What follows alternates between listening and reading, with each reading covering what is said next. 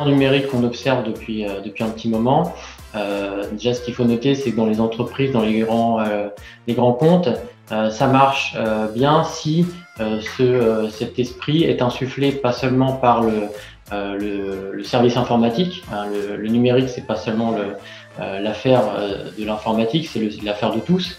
Ça doit être une réelle vision d'entreprise qui doit être portée directement par les décideurs, les managers, pour accroître la performance industrielle, pour proposer des outils permettant de collecter des données, permettant de tracer des produits, permettant de mesurer une empreinte écologique de notre processus industriel. Ce tournant numérique s'accélère.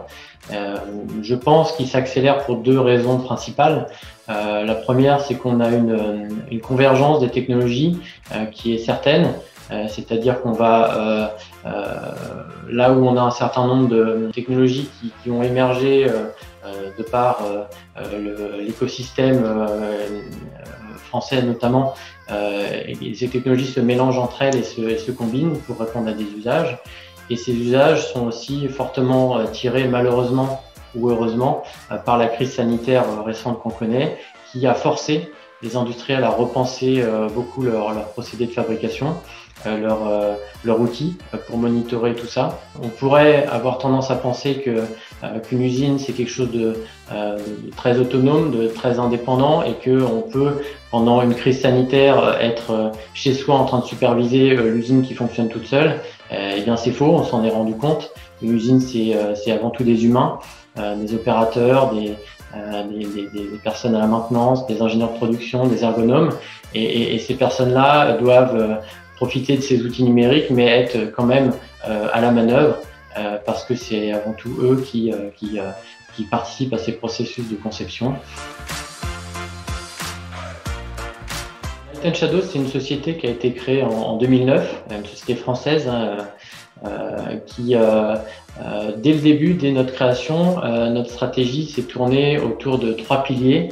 On va parler en un d'outils numériques au service de la conception, du design, en deux d'outils au service de la fabrication et de la production, et en trois, à l'opposé du processus, on va proposer des outils pour repenser ou améliorer les processus de vente. Le dénominateur commun chez nous sur l'ensemble de ces trois piliers, c'est l'usage de la maquette numérique, de la 3D, des outils de simulation. Que nos clients conçoivent de l'électroménager, des automobiles ou des TGV, ça commence par un premier coup de crayon sur une feuille. La conception met en œuvre un certain nombre d'équipes de designers, d'ingénieurs qui vont plancher sur un design fonctionnel et esthétique d'un produit. Il est de plus en plus évident que le recours à des maquettes physiques est coûteux et un petit peu ralentit le cycle de conception et la créativité. Du coup, nous, on leur propose à ces personnes-là des outils permettant de se projeter dans le futur produit, à quoi il va ressembler, est-ce qu'il va plaire au client, est-ce qu'il va être ergonomique à utiliser. À l'extrême inverse, donc le processus de vente, on propose des outils permettant de réinventer les processus de vente. Donc on le voit surtout récemment, les points de vente sont amenés à changer. Quand on va acheter par exemple un véhicule en concession automobile, déjà on se déplace moins en concession automobile, et quand on y va, il est difficile d'imaginer ce à quoi va ressembler notre véhicule à partir d'échantillons de matière. On peut aujourd'hui disposer de technologies pour montrer à un client ou à un visiteur ce à quoi va ressembler notre conception, notre production, sans déplacer d'éléments physiques. Et ça, c'est vraiment ce qu'on propose pour les processus de vente. Et au milieu, entre la conception et la vente, on a la fabrication.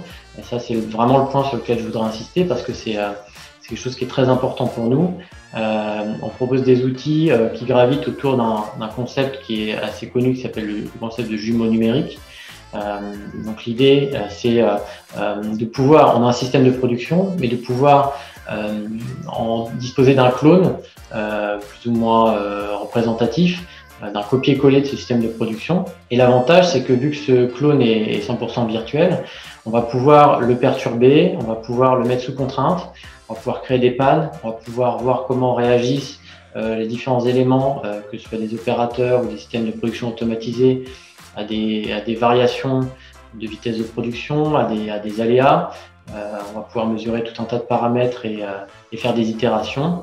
Et ce jumeau numérique permettra de suivre en temps réel la production et d'appliquer des stratégies d'adaptation qu'on aura mesurées et évaluées avant en toute sécurité, sans perturber la production, tout en gardant bien sûr l'aspect humain qui est très important pour nous, encore une fois, parce que on peut aujourd'hui coupler le jumeau numérique avec des technologies immersives, c'est ce qu'on propose chez Light & Shadows, pour pouvoir être comme si on était à son poste de travail en usine, alors qu'on est à son bureau.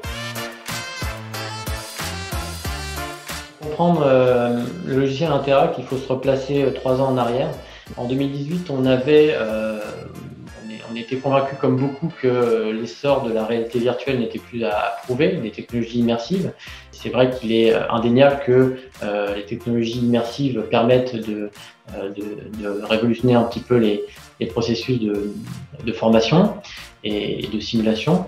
Ceci dit, en 2018, on observait, notre constat était le suivant, c'était que les technologies matérielles pour faire de l'immersion, de la réalité virtuelle ou de la réalité augmentée étaient disponibles.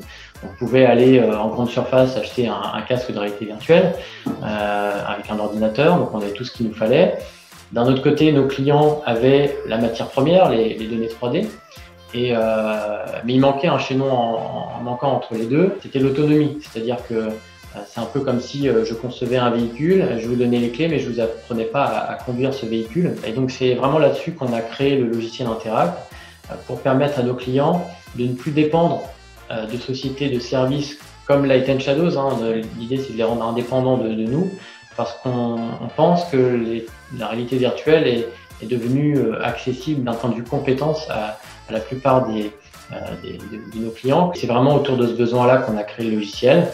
Donc en 2 mots, vous pouvez avoir plus d'informations sur notre site internet, mais c'est un logiciel qui permet d'importer des modèles 3D ou des nuages de points représentant des scans de sites industriels, de simuler des procédés de production en lien avec la question d'avant sur le jumeau numérique, et d'étudier des hypothèses de production, d'accessibilité, d'assemblabilité de composants, et de déployer des expériences immersives à des fins de formation, d'analyse de sécurité, d'analyse d'ergonomie ou de simulation de production tout simplement. En 2021, où on en est, on a un certain nombre de clients que je souhaite remercier qui nous ont fait confiance dès le début, notamment Renault, PSA et Alstom, qui font qu'aujourd'hui on a déployé plusieurs centaines de licences d'Interact sur plusieurs plaques continentales. Ce logiciel Interact aussi bénéficie des technologies du CEA, du Commissariat à l'énergie atomique, avec lequel on a un fort partenariat. Et l'année 2020 a été marquée par la signature d'un partenariat avec une société qui s'appelle Unity, qui est un grand acteur du domaine de la simulation, qui nous permet d'accroître encore le déploiement d'outils. Avant de comprendre XR Kitting, il faut comprendre ce que c'est que la thématique du kitting, surtout dans l'industrie automobile. C'est une thématique que personnellement je connaissais bien avant de rejoindre Light & Shadows, parce que pour l'avoir implémenté chez PSA.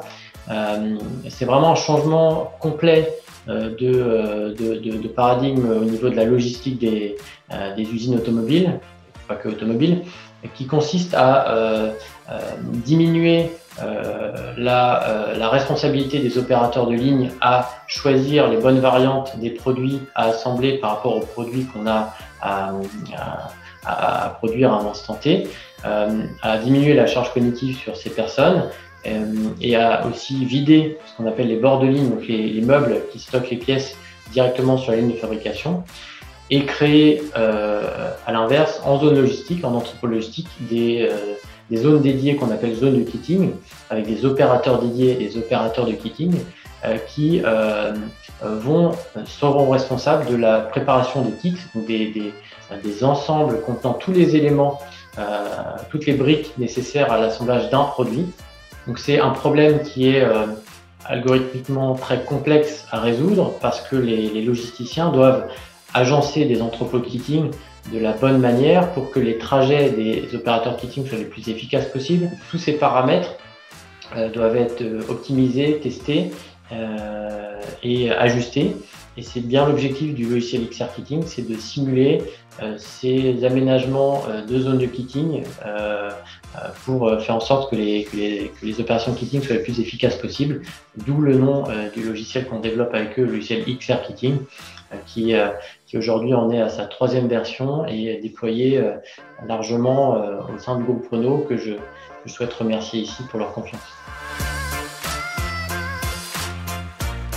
Une entreprise avec beaucoup d'outils informatiques, il a fallu quand même réinventer un petit peu les méthodes de travail, les outils de collaboration, comme beaucoup. Donc on a su le faire. On a eu à prendre une décision, un pari assez risqué qui était de choisir entre est-ce qu'on profite des dispositifs qui sont mis en place par rapport au chômage technique, du coup de placer l'entreprise en statut de chômage technique en attendant la fin du premier confinement, ou est-ce qu'on continue de travailler? On a pris cette 2e piste qui était risquée à l'époque.